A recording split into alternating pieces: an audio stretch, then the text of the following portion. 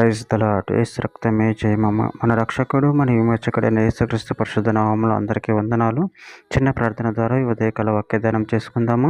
పరిశుద్ధుడ మహాగణుడైన దేవ యేసయ్య, సర్వాధికారి నాయన మీకే వేలాది వందనము కృతజ్ఞత స్తుతి స్తోత్రం చెల్లించుకుంటున్నాను దేవ ఉదయకాలం ప్రభు వాక్య భాగం ధ్యానిస్తుండగా వాక్య భాగం మాకు అర్థమవులు సహాయం చేసి మీ కృపలో బలపరిచి మీకు మాదిరిగా మమ్మల్ని నడిపించమని చిన్న ప్రార్థన ప్రభు ఒక యేసుక్రీస్తు అతి పరిశుద్ధ నామంలో అడిగి వేడుకుంటున్నాను తండ్రి. Amen amen. ఎఫెసీయులకు రాసిన పత్రిక 4వ అధ్యాయం 31వ వచనం. సమస్తమైన ద్వేషము, కోపము, క్రోధము, అల్లరి, దూషణ, సకలమైన దుష్టత్వము మీరు విసర్జించుడి. ఆమెన్. దేవుడి వాక్య భాగం దీవించును గాక.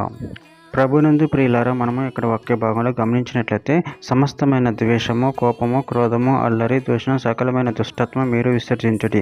అదేవిధంగా మనము వాక్య భాగంలో గమనించినట్లయితే యాకోబు రాసిన పత్రిక 3వ అధ్యాయము 14-15 వచనాలు, అయితే మీ హృదయంలో సహింపు వలనవి కానీ మత్సరమును, వివాదమును ఉంచుకుని వారైతే అతిశయపడవద్దు. సత్యమునకు విరోధముగా అబద్ధం ఆడవద్దు.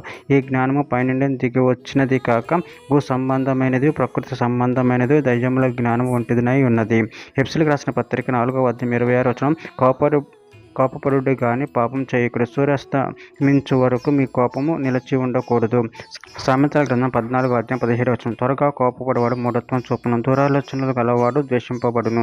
సామెతల గ్రంథం 19వ అధ్యాయం 12వ వచనం, రాజు కోపం సింహగర్జన వంటిది, అతని కటాక్షము గడ్డి మీద కురియు మంచు వంటిది. ప్రసంగి గ్రంథం 7వ అధ్యాయం 9వ వచనంలో, ఆతురపడి కోపపడుతూ బుద్ధిహీనుల అంతరింద్రియములందు కోపము సుఖ నివాసం చేయును. తిమోతికి రాసిన 2వ పత్రిక 2వ అధ్యాయం 23వ వచనం, నేర్పులేని మూడల విత్కారములు జగడమును పుట్టించునని అట్టి వాటిని విసర్జించము. యాకోబు రాసిన పత్రిక 1వ అధ్యాయం 19వ వచనం, నా ప్రియ సహోదరులారా, మీరు సంగతి ఎరుగుదురు కనుక ప్రతి మనుషుడు వినుటకు వేగిరపడువాడును, మాట్లాడుటకు నిదానించువాడును, కోపించుటకు నిదానించువాడునై ఉండవలెను.